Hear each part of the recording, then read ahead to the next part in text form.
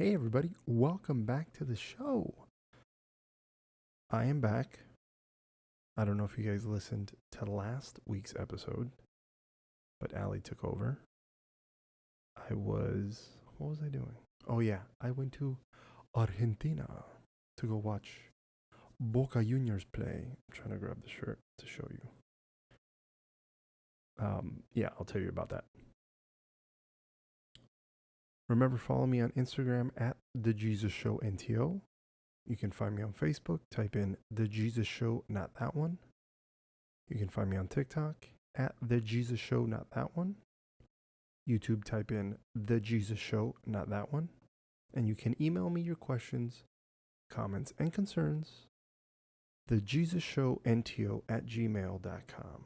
All right, let's jump right into it. I think I haven't talked to you guys in, maybe like 2 weeks? I think it's been. It's been a while.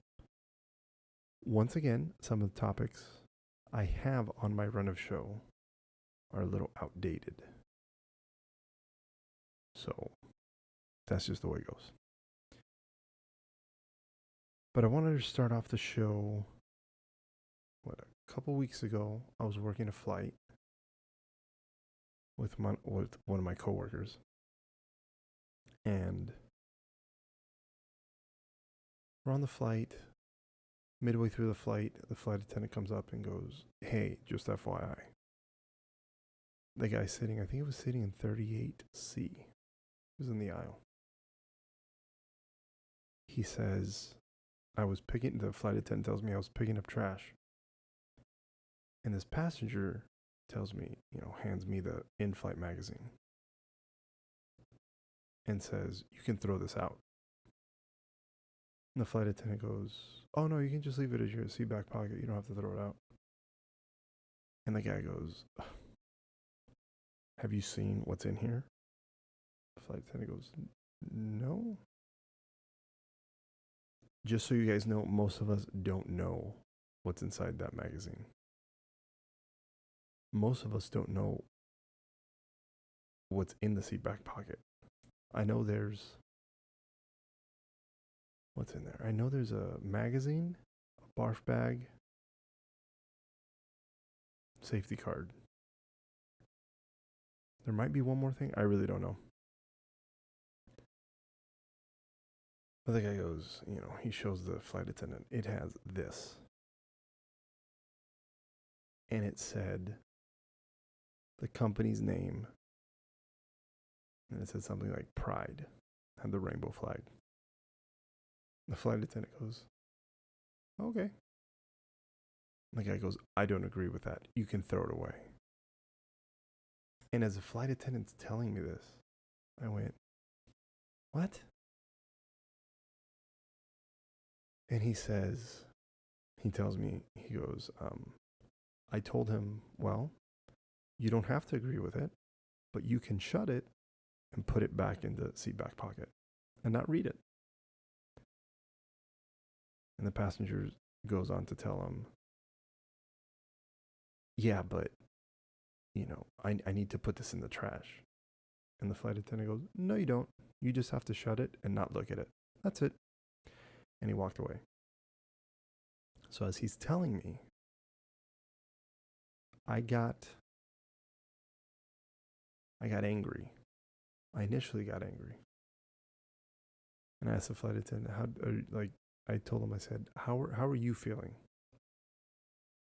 What do you want me to do? Because I was in charge of the flight. I said, how can I, what do you want me to do about the situation? He goes, "Nothing. I took care of it." I said, "Okay." I asked, I said, "Do you want me to talk to him? Do you want me to?" He goes, "No.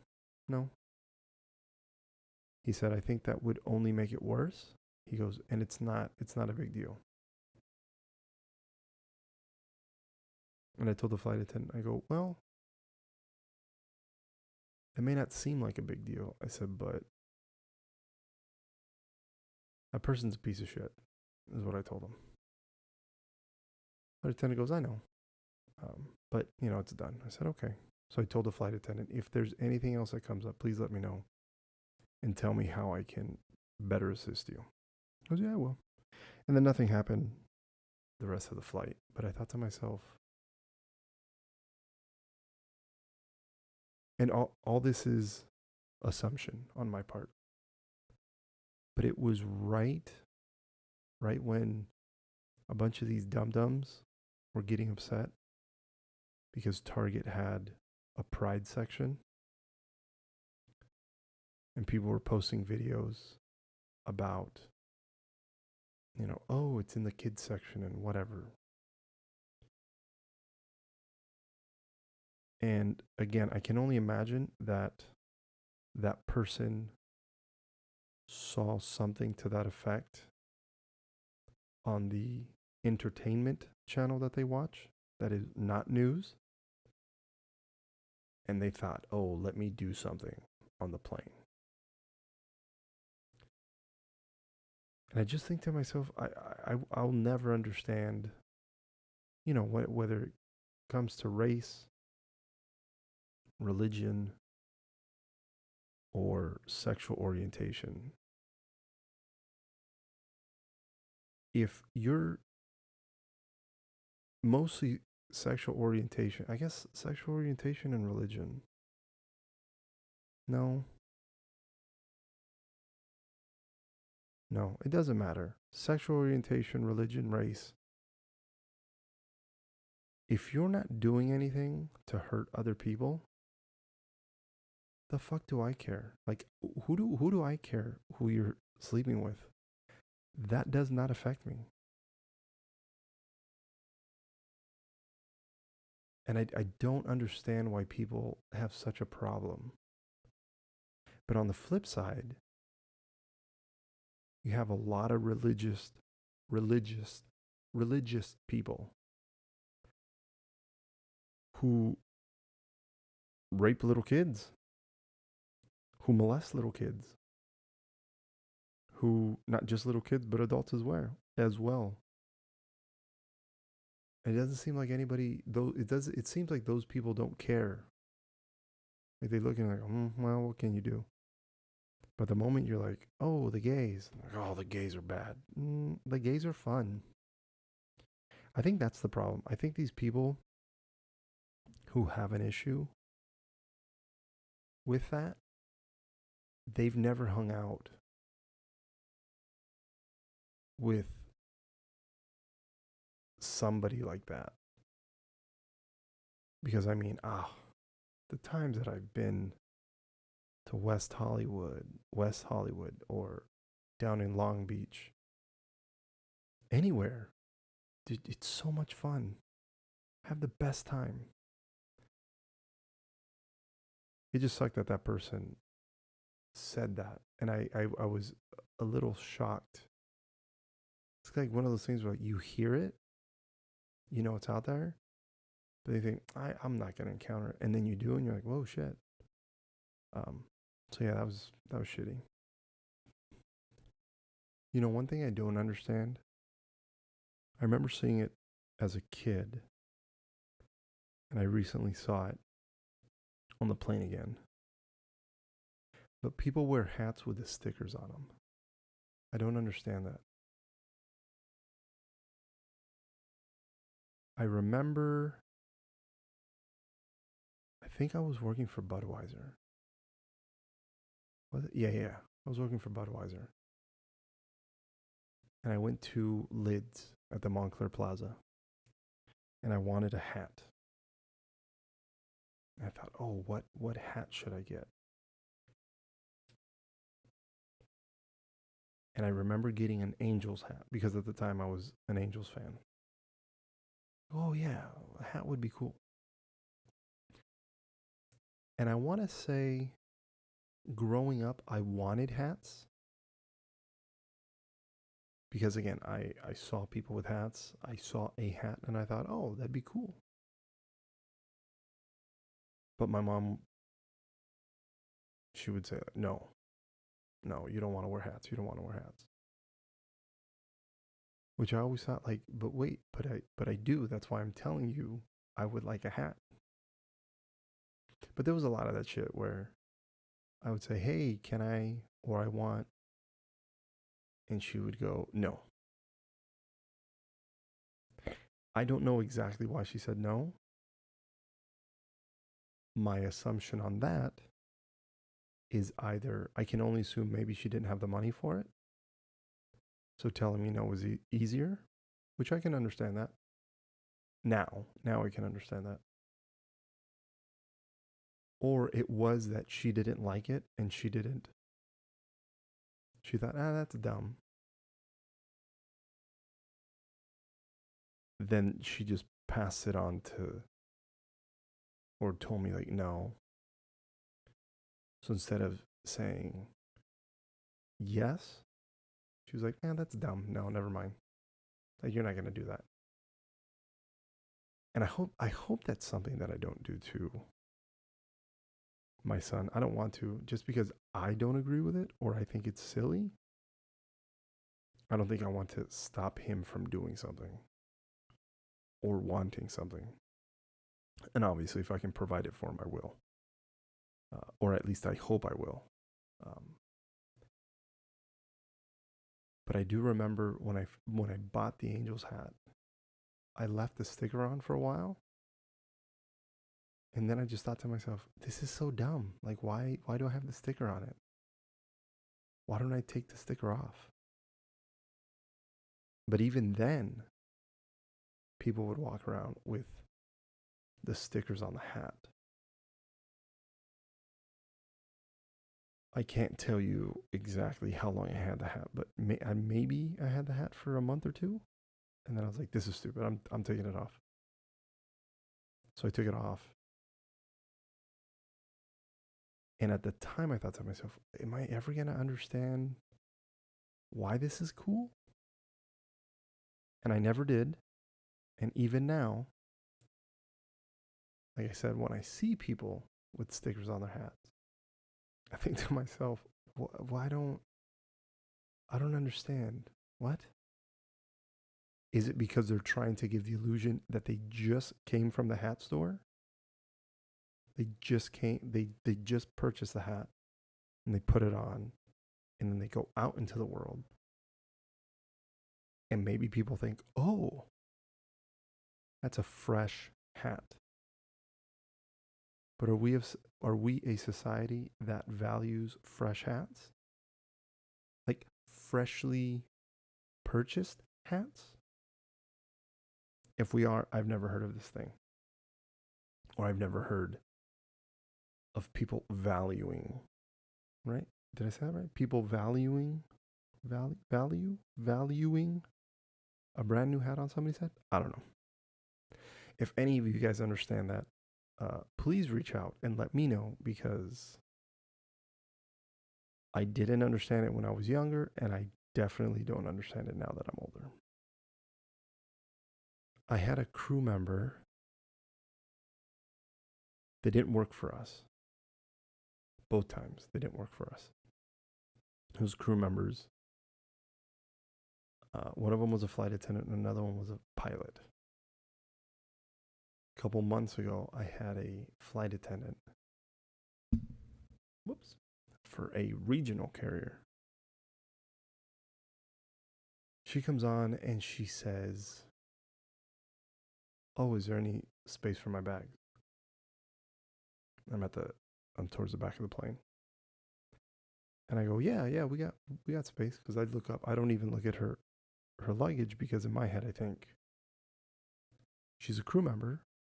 Her bags are going to fit. She asks, and I look at the bins. I go, yeah, we got plenty of space. And she says, I just hope it fits. I went, yeah, it will. And then I look down. For example, let's say a regular bag is maybe this, not this wide, but like this wide. Or deep, I should say deep. This deep. So when you put it in the overhead bin, it fits. It fits without issue. She had popped it out, so she extended it. And then on top of extending the bag, she had stuff in it even more. So now the bag is. And I look at her and I go, "This is your bag?" She goes, "Yeah. You think it'll fit?" And I go, "No." She looks at me and she was like, "You don't think it's gonna fit?" And I go, "No, it's not gonna fit." She's like, "Oh, what do you think I should do?" And I go, "Take stuff out." So she says, "Oh," and I look at her and I go, "Are you a flight attendant?" And she goes, "Yeah." And I go, "Are you new?" She goes, "No, I've been doing this for 5 years." And I go, "That's odd, because I think at this point you would know that that's not going to fit." She goes, "Oh, I do Houston to Denver all the time." And I go, I'm sure you do. But with your back like that all the time?" So she kind of gives me like a, and I walk away, because at this point I'm like, I'm not going to engage with you, because you're clearly not getting it. I shouldn't have had to tell her in the first place that it didn't fit. She should know it doesn't fit. So I walk away. I'm helping, I'm counting bags and making sure, we got space. And I look towards the back, and she's having trouble putting the bag in. And in my head, I'm like, well, yeah, duh, because it doesn't fit. It's too big. Then I see her asking passengers. There's this guy. She asks these two guys to help her put it up. And it's not fitting. And I can see that they're trying to put it in. How can I? So here's the top of the screen, right? So instead of fitting it like this, it's like this. So the top, see where you can't see my finger? It's like hitting the top. So it's not going in. So I can see that. So I, slowly walking to the back. And I say, "Is there a problem?" She goes, "My bag's not fitting." And I go, "Yeah, I know. I told you it wasn't going to fit." She goes, "Well, how can I get it in?" I said, "You can take things out of it." I said, "But it's not going to fit like that." I said, "And I don't know why I have to tell you again." Then she tells me, "You don't have to have an attitude with me." I said, I don't have an attitude with you. I've told you, I said, "This is the 5th time that I'm telling you that your bag is not going to fit." I said, "And you still proceeded to try to put the bag up." I said, "And you asked passengers to help you." That's one. I said, "Number 2, I said, I shouldn't have to tell you that this bag isn't going to fit." I said, you said you're a flight attendant. I said, "If you're a flight attendant, you should understand and know already before you even come onto the plane that your bag is not going to fit." I said, "It's weird that I have to tell you that it's not going to fit." I go, "I think it's weird that I have to tell you you should take things out of your bag to make it fit." I go, "Again, you should know these things." So I told her, I said, "If it doesn't fit," I said, I think I told her something to the effect of, "I think you know the next step. The next step is we check your bag because it doesn't fit." I go, "But I'll let you figure that out." I think at that point we still had 20 minutes in the boarding process. So it wasn't like it was, we were like running like tight on time. And she ended up taking a bunch of stuff out. Then it fit. And at the end, I was kind of being a dick, and I looked at her and I said, "So it fit now?" She went, "Yeah." And I said, "You had to take a bunch of stuff out?" She goes, "Yeah." And I went, "Okay, that's it." And the second time, most recently, that I had an issue was we had a pilot come on with his wife, and I think it was his wife's roller. And it was one of the extra big rollers, not the regular ones that fit comfortably, like the oversized ones. And the pilot comes on. I'm in charge of the flight, so I'm in front. And he's him and his wife are one of the last people to get on. And he goes, is there any bag space? And I said, yeah, there's bag space. He goes, you think my bag's going to fit? And again, I made this mistake. Without looking at the bag, I said, yeah, it's going to fit. Because again, I think as a crew member, they would know better. So then he rolls it right by me and he starts going down the aisle. And I look at it, and me and the first class flight attendant look at each other and we go, that's not going to fit. So I go, excuse me, sir? He goes, yeah. And I said, that's not going to fit. And he goes, which shocked me. He said the thing that passengers always say. It fit on my last flight. And I go, what plane were you on? And he tells me he was on an RJ, which is even smaller than the plane that we were on. And I go, no. That's impossible. Even regular bags, they check them. They gate check it. And you get it right there at the gate too. But it's like, no, that's impossible. He goes, well, it fit on my last flight. And I go, okay, I'm letting you know it's not going to fit on here. And he goes, well, can I check? And I go, feel free. So he goes, he opens up a bunch of bins and he's trying to move. He's moving stuff around. He's taking people's bags, putting them on the opposite side. He's playing Tetris. And I'm at the front of the plane just looking at him. He does this for about 6 to 7 minutes. And then he starts wheeling it towards the front. And then I put a smile on my face and I go, and he goes, it's not fitting. And I go, you don't say. He goes, well, my last flight, I said, that's fine. I said, but I told you it wasn't going to fit on this one, right? He goes, well, I thought I can make it fit. And I go, okay. You told me that. And I told you that it wasn't going to fit. And I think I'm right. Because it doesn't fit right. And he goes, well, I just told you that. And I said, okay. Well, we're going to have to check it. And he goes, there's not a closet that we can. And I said, no, absolutely not. Maybe if he was nice coming on, maybe. But we didn't even have, the closet that we had on board was super small. Barely even fit our bags. I just thought, dumb. Like, huh? Those are the things that flight attendants do. Crew members, I should say crew members. There's things that crew members do that you think to yourself are two things. Are you new? Do you not know? Or are you just a dum-dum? Because you don't know what you're doing, and you should. Did you guys watch the TST soccer tournament?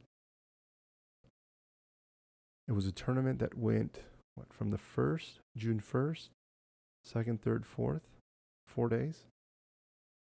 It was a tournament. I can't remember how many teams they were. But AJ's team, Zala, they had a team, and it was a lot of good teams. It was why am I drawing a blank? Wrexham sent a team. I think it was 7-on-7, smaller fields. They played 2 20-minute halves. They had this thing where whoever scores, so for example, you have a game and let's say team A and B are playing. Let's say team A, after the 2 20-minute halves, is up 2-0. Then they play on it like a third period, if you will. Mostly it's a sudden death. And they have a target score. The target score is always one more than the leading team. Or one more point onto the final score. So if team A is winning 2-0 after the 2 20-minute halves, they go into the target score, and the target score now becomes 3. Meaning Team A only has to score 1 goal to win, or Team B could score 3 goals in that time, and then Team B wins. I believe every 5 minutes, again, you're playing 7-on-7. Every 5 minutes, if nobody's scoring, they take a player off.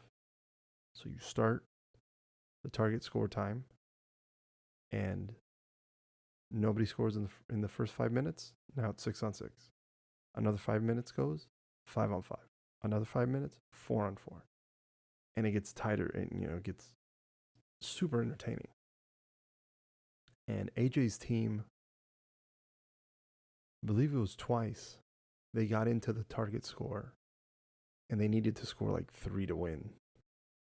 And they did. It was an insane tournament. I hope for next year I'm able to go and watch it in person all 4 days. And they play for $1 million at the end.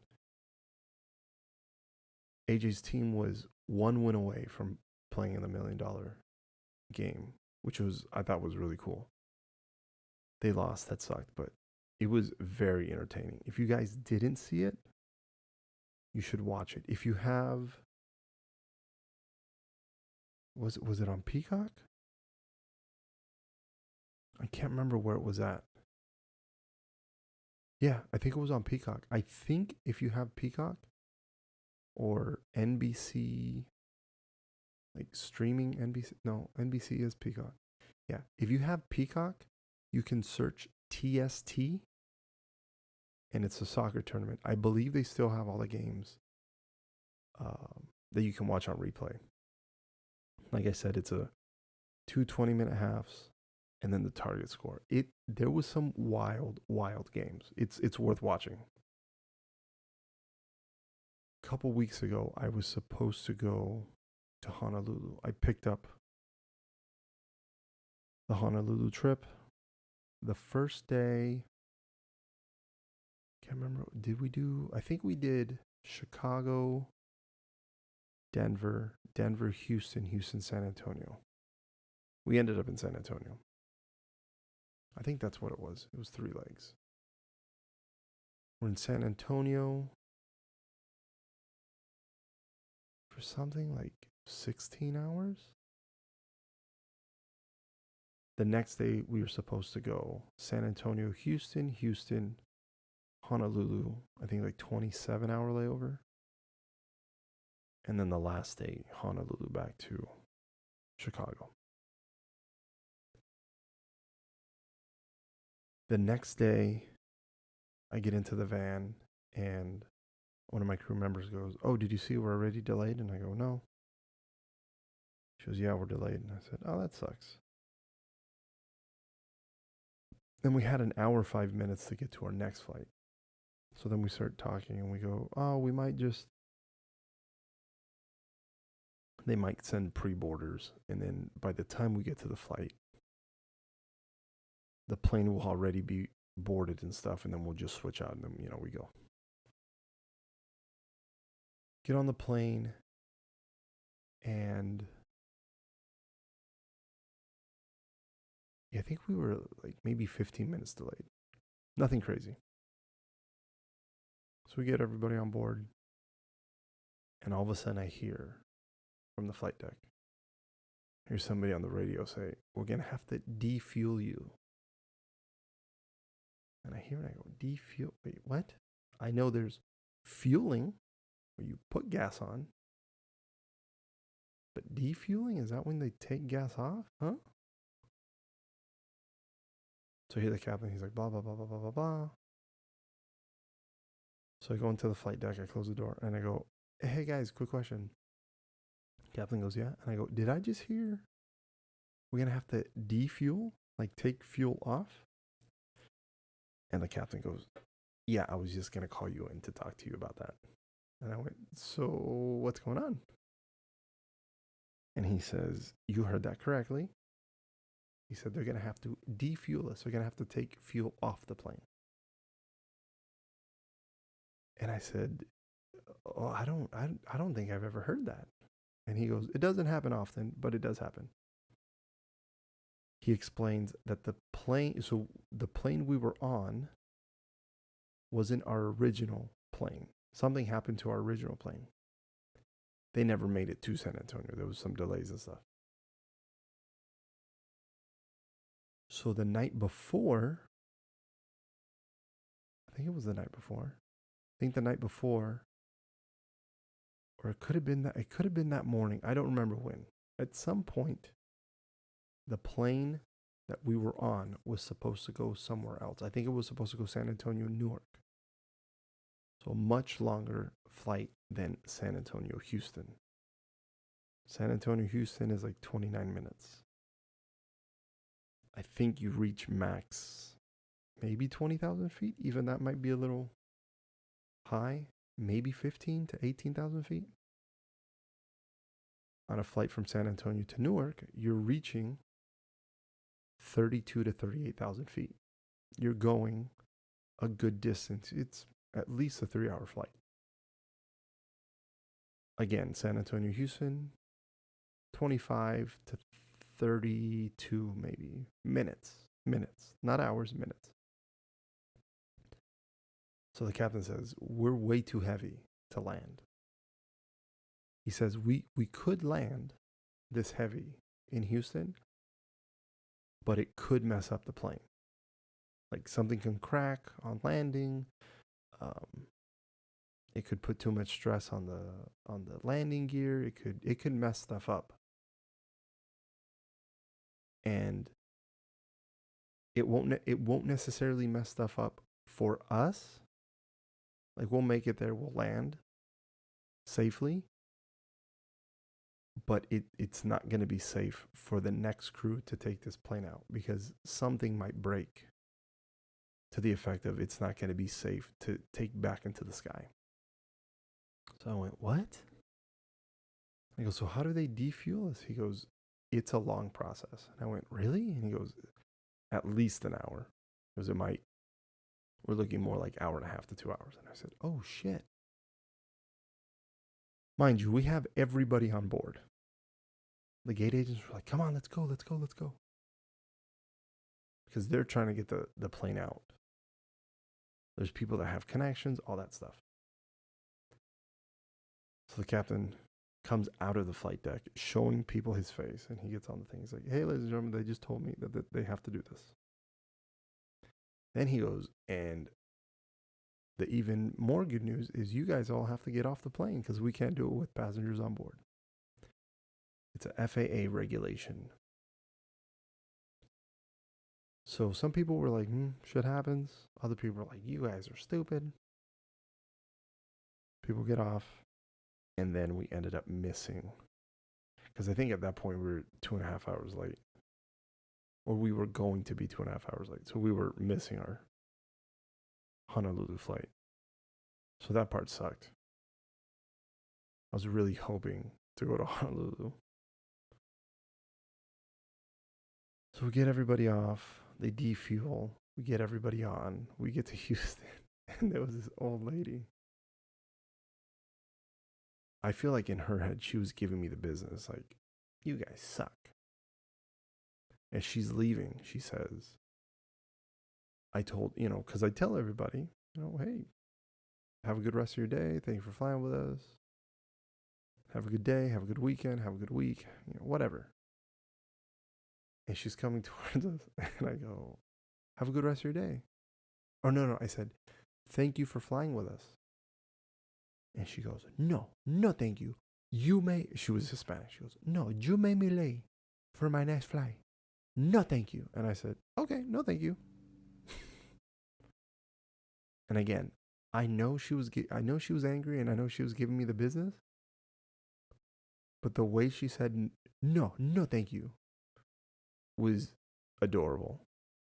And even to this day, I think I hear her head, or I hear her voice in my head, her going, no, thank you. I'm like, oh. But yeah, that sucked. We ended up going, we got to Houston, went to Pittsburgh back home. The good thing was, my 4-day turned into a 2-day So I was only gone, I was only gone for 2 days, and I got paid for 4. So that was nice. Those are times where I go, okay, not too bad. But also, I would have liked to enjoy that Honolulu layover. I don't know what I was trying to do with this next topic, but this is what I wrote down. Imagine if your butthole got loose from years of farting, or if that, or is it that it gets tighter because the farts are consistently working? Oh, yeah. Okay.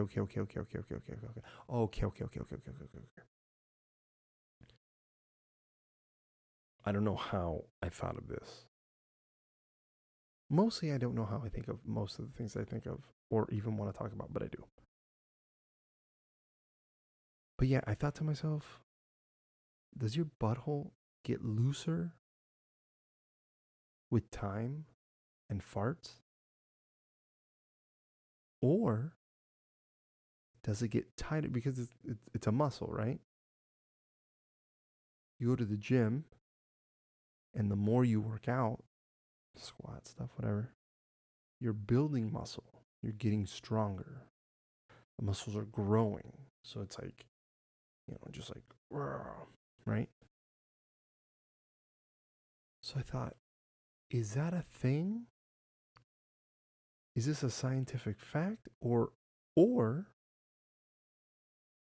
I guess the third option is, are buttholes just tight all the time? And how do you get loose butthole? Is it like a genetic thing? Like, oh yeah, my grandfather has loose butthole. Oh man, that made me laugh. Like, yeah, grandpa, he just has, loose butthole. Like, oh man, that sucks. You're gonna get loose butthole? Yeah. I think he started getting loose butthole at, like 54. Like, oh man. Is there any way to fix it? No. Just gotta accept it. You just gotta start wearing diapers. Like, oh man. Or on the flip side, you go, oh yeah, Grandpa Dave, yeah, he can snap a metal rod with his butthole. What? Yeah, it's so strong. He just, boom. Yeah, I don't know. I really don't know where I was going with that, but I thought about that. I believe. Oh, I was sitting. Where was I sitting? I think I was sitting in Pittsburgh. I think it was the day that my flight got all messed up. I had just got Chick-fil-A. I'm sitting in a corner, not next to. I'm away from everybody. I'm in like this little corner. I'm charging my phones, kind of secluded, and I was listening to Your Mom's House podcast, and that thought just came into my head, and I started dying laughing. A couple people passed by, and I'm sure they were like, "What's wrong with that guy?" Yeah, I thought it was funny. So PSG fans were booing Messi the last game of his PSG career. I don't know if you guys have heard, but Messi is coming to MLS to play for Inter Miami. That's going to be insane. His first game is scheduled, I believe, to be July 21st versus Cruz Azul. It's a tournament that MLS and Liga MX are having. I think this is the second year. This might be the first year. I don't remember. But it's like a tournament in a tournament. Because I believe all MLS teams and all Liga MX teams are competing. And I believe there's more MLS teams. But I think for the most part, each group has 4 teams, top 2 advance. And there's like 2 MLS teams, 2 Liga MX teams. And then I think some of the groups might have 3 MLS teams, 1 Liga MX team, because I really don't know. I haven't really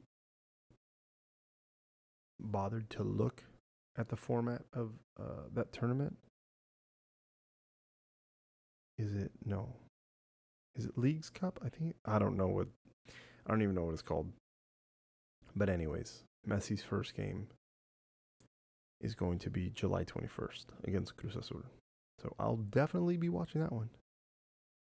But the last game of the season, PSG fans were booing Messi. And I thought to myself, what a bunch of fucking assholes. You have one of or the greatest soccer player to grace the sport. And he chose to go play for your stupid fucking club when he could have gone anywhere. And he chose PSG. And these fucking PSG fans are booing him. They should thank him. He helped them win. With the time he was there, he helped them win 2 League Cups. You know, this past season they didn't do that great, but they won the league. Could they have done better? Of course, but they won the league. But for these fans to boo Messi?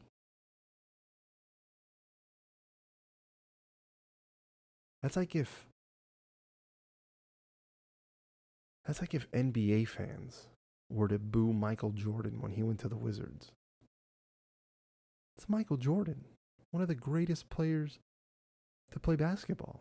You say thank you. Thank you for coming. Thank you for picking our little team. Thank you for gracing us with your presence. Thank you for playing here. Thank you for giving me the opportunity to watch you live day in and day out whenever I could. Thank you.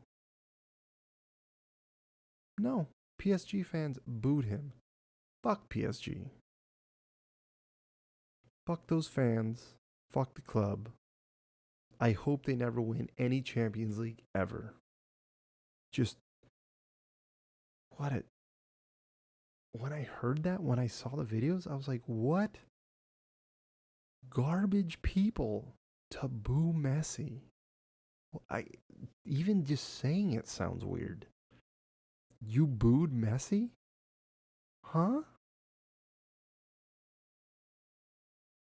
You know when was it against? No, Cristiano Ronaldo was playing for Real Madrid. They went to Juventus to play. Could have been quarterfinals or something. And Cristiano scored that bicycle kick. Amazing bicycle kick. He scores on Gigi Buffon, the Italian goalkeeper. And they, mind you, Real Madrid is playing away at Juventus home. He hits that spectacular bicycle kick.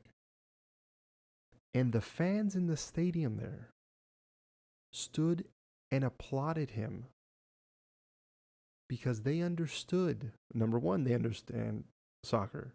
Number two, they understand what I just watched was amazing by one of the greatest players. You can't fucking get mad at that. You stand up and you, hey, good job. They understood. They wanted their team to win, but Cristiano scores that fucking fantastic goal on your ass. Well, I guess there's nothing we can do. You stand up. Insane that they would boo Messi. It's insane when people boo Cristiano. I think to myself, are you okay? Yes, he may not be playing for the team that you support, but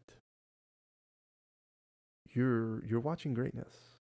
Just appreciate it. It's okay to appreciate greatness. You don't have to boo it. You don't. When you guys are drinking your water or Gatorade, yeah, water or Gatorade, do you guys ever shake it? You guys have your water bottle, right? And then you take a sip? Or with your Gatorade? You guys do that? I do it. I'm going to tell you why I do it. There's a couple reasons. One of the reasons is, in my head, I feel like there's good things in there that need to be activated with shaking of the water and or Gatorade. So I shake it up and then I drink it. And then in my head, I'm like, I'm getting the good stuff. Because in my head, the good stuff is settled at the bottom. So I need to shake it. And I chug it. And then I feel like, zzz, it's inside my body. But I know that's not how it works. But I do that. I do that a lot. If I'm at the gym, I shake my water bottle. And there's many times where I'm drinking it and I go, there's nothing in there. There's nothing that I've added to this water bottle to make me need to shake it. But in my head I go, oh, maybe some midichlorians snuck into my water bottle and maybe I'm consuming the force. I don't know. Maybe I have the force now. Okay, maybe not, but hey, who knows? Maybe one day. I don't know. Who knows? Maybe I might shake it and then I'll start Spider-Man. I don't know. I'm not a scientist. I'm not an expert. I don't know. I'm going to continue to do it because you never know. Two things I want to end on. First, I want to tell you about my Argentina trip real quick. I went down to Argentina last week. I had told Allie, hey, I'm going to go to Argentina. I want to go see Bruno. And she goes, yeah. She had told me, so I was flying out, the 9th? 9, 10, 11, 12. The 9th, I was coming back the 12th. And I go, but I'm going to pick up a trip. And she goes, okay, pick up a good 2-day, 7 and 8. So on the 9th, you can just go to the airport, relax, get on your flight. Everything's fine, good. And I went, no, I'm going to pick up a 3-day. So I pick up this really good 3-day. It was worth some really good hours. It was a 3-day worth like 22 hours. The bad part was the Newark to LA portion, day 2, I had a 10 hour and 5-minute layover in LA, meaning the flight from Newark had to be on time for me to get to LA on time to have that, to then work the next day, work the flight, come into Chicago, and then have plenty of time to get from Chicago down to Houston. And I was checking a bag. Well, when I get to the first flight from Houston to Newark, the person I'm going to LA with, because I stayed with one person, he says, oh, do you see we're already late out of Newark? And I went, what? He's like, yeah, we're like an hour and a half delayed. And I went, so per FAA regulation, we need to have at least a 10-hour layover. Anything under 10 hours, they have to either they'll delay the flight, they'll take crew members off and replace them, they'll change your check-in. There's a lot of different things, but they have to give us at least 10 hours. It used to be 8:45. That sucked. Now we get at least 10, which I believe it should be at least 12. But that's a whole different conversation.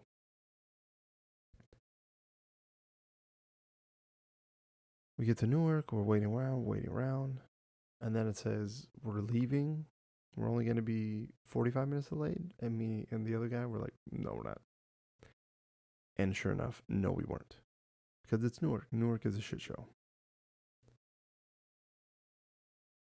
So then they end up taking me off the flight for the next day. And I thought, this is perfect. Because now, instead of having to fly back to Chicago and then go to Houston, I can just go from LA, because I assumed they were going to deadhead me. Perfect. I can fake my deadhead. I can go from LA, Houston, Houston down Argentina. This is going to be good. Well, false. They said, you know, the early flight you're going to work and get back to Chicago. I think I was supposed to get back to Chicago at, I think originally 1 p.m., which was good because I was trying to take, I think, like the 3 p.m. flight. I was like, oh, this is gonna work. They went, no, you're working the next flight, which is gonna get you to Chicago at 2:15. And I had to switch my flight, I think, to the 4 p.m. flight. So I had an hour. I think I had an hour 7 from when I landed in Chicago. Mind you, the flight would have had to been on time or early. And then when I got to Houston, I had an hour 10 to get from, once I land in Houston. Again, that flight needed to be on time or early to make the Argentina flight. I was like, fuck. I was working, but I was stressing. So I have the bag. Oh, and then the other fun thing, the gate agent, when I got to, when I was in LA, I was like, hey, I need you guys to check this bag for me, to Chicago, because I need to take it with me. And they go, well, we can't do that. And I went, huh? And they said, we can check it at 45 minutes before push. And I go, cool. I'm working the flight and I have to be there an hour before. And they go, well, I don't know what you want us to do. And I went,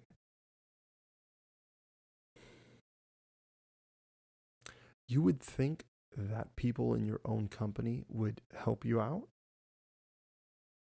and they won't. It's weird. It's not like I'm a regular passenger, and it's not that I'm just flying. I'm not even flying standby. I'm working the flight.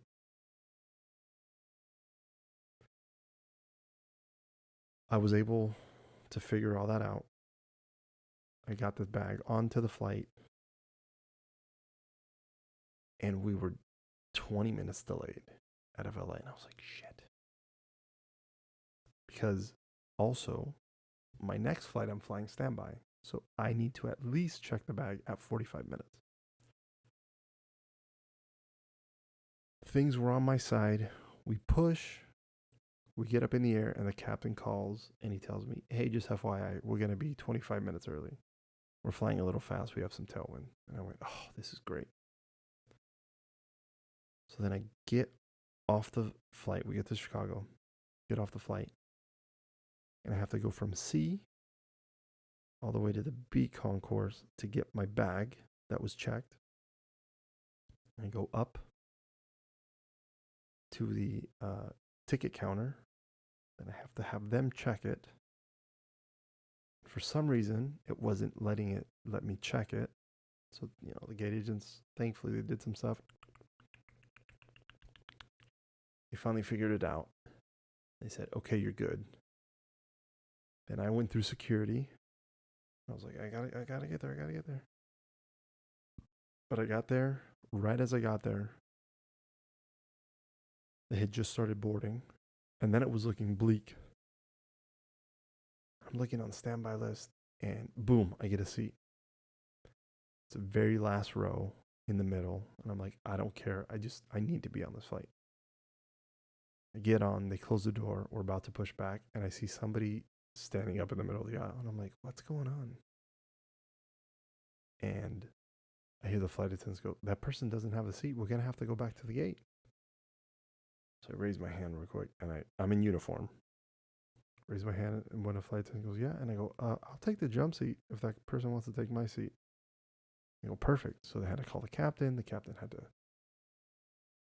call whoever they need to call and tell them, hey, now we have a jump seater, which I took the jump seat because I'm able to. We move some people around. They're like, perfect. So we take off. We get to Houston 10 minutes early. As I'm getting off the flight, I see Jordan. And Jordan, he's like, hey, what's up, man? I was stalking your flight. I was like, oh my God, this is so cool. He walks me to my gate. I think 7 minutes from boarding, I run into the bathroom and I change because I'm like, I'm not flying with my uniform on. So I change. I make it to the gate. As I make it to the gate, I get a seat. It wasn't the most comfortable seat, but it was a seat nonetheless. And we go, and I thought to myself, thinking about having to do all that was very daunting. In my head, I just thought, just don't do it. But once I was in the air, once I was on my way, I thought, this is two things. I'm going to a country that I've never been before. That's exciting. Number two, even everything that I went through, it's a story. It's an experience. I'm normally closed off to things like that because I'm like, I don't want to deal with it. I'm like, fuck that. I don't want to deal with it. But then when I'm there, I'm like, oh shit, this is actually kind of cool. And it was dope. I was able to kind of sleep. I saw somebody who I used to fly with in LAI working the flight down to Argentina. So that was cool. We ended up landing.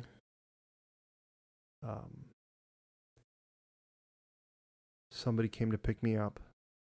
Somebody from the team from Boca Juniors came to pick me up. They took me to the hotel. Got to the hotel. I got to see Bruno in the morning. I had to wait a little bit because, I think I got to the hotel like 9 a.m. And check-in wasn't until like 2 or 3, but they let me check in at, I think, like 11. They were very nice. Put all my stuff in the room and walked around the city a little bit. Got some food. It was really cool. And then it was cool that everywhere I saw there was Boca Juniors stuff. There was other teams. I saw River Plate stuff also, but there was a lot of people just walking around with Boca stuff.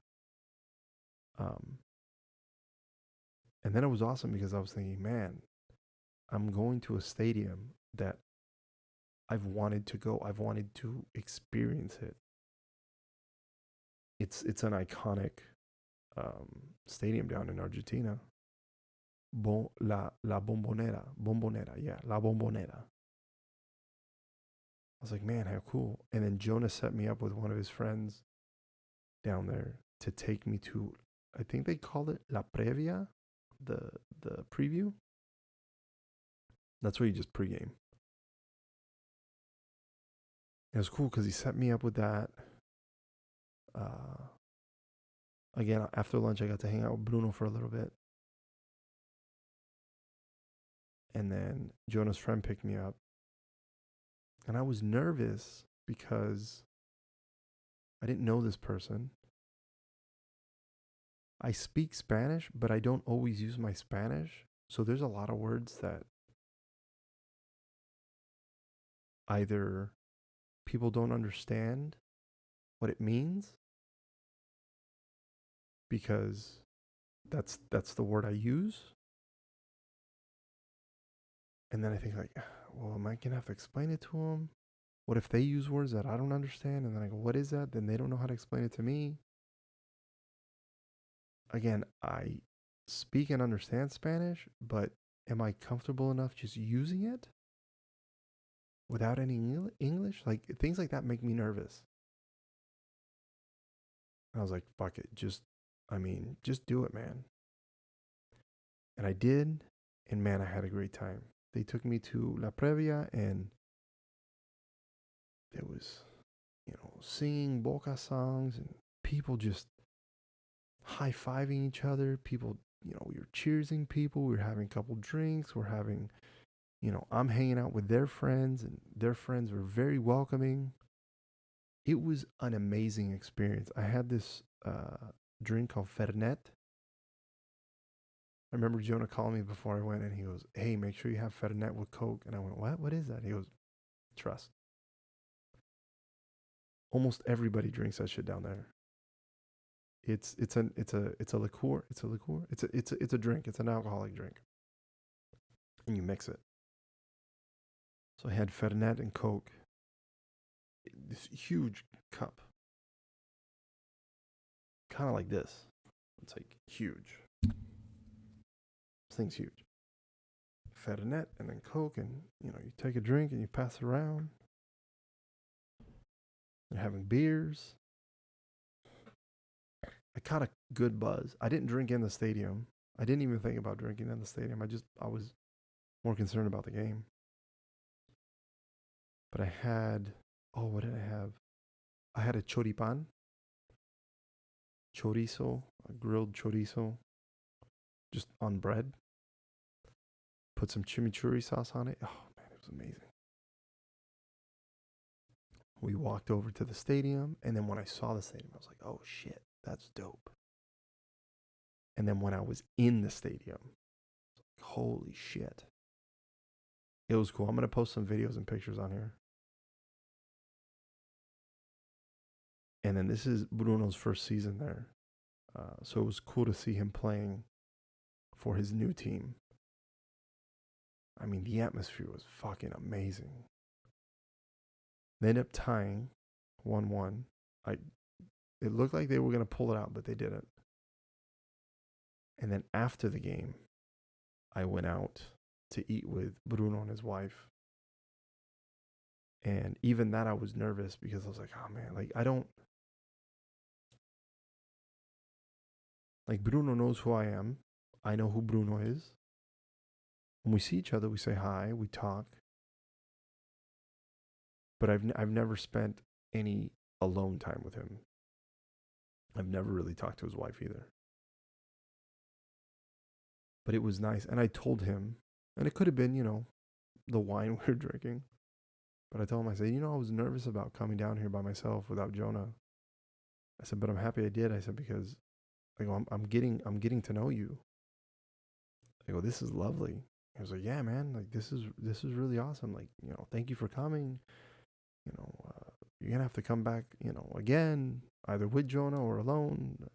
It was just a really cool experience. And then he gave me this official jersey. I have his name and number back. And it was just an all around good time. It sucked that I was only there for a day and a half. Because then the next day, I went to the airport at 4 p.m. I wish I would have been able to stay longer, but I wasn't able to. But it was a great experience. Then I ended up flying back. Made it home. It was just great. I can't wait to do it again. And then the last thing I want to say is the baby turned 1. We officially have a 1-year-old. This past Saturday, we had his birthday party. We had a pool party. Had some family and friends. It was really cool. And then Father's Day, we got to hang out. Allie's parents, me and Allie and the baby. And then yesterday for his birthday, we were all able to hang out, and that was really cool. That was special. Our little guy just keeps getting cuter and cooler by the day. It's insane. I've said it once. I've said it before. I can't imagine my life without him. It's crazy how much I love him. But yeah, that's the show this week. Thank you for listening. Thank you for watching. Appreciate it. Remember to tell everybody you know. to listen or watch, or listen and watch The Jesus Show, not that one. And I will see you next week.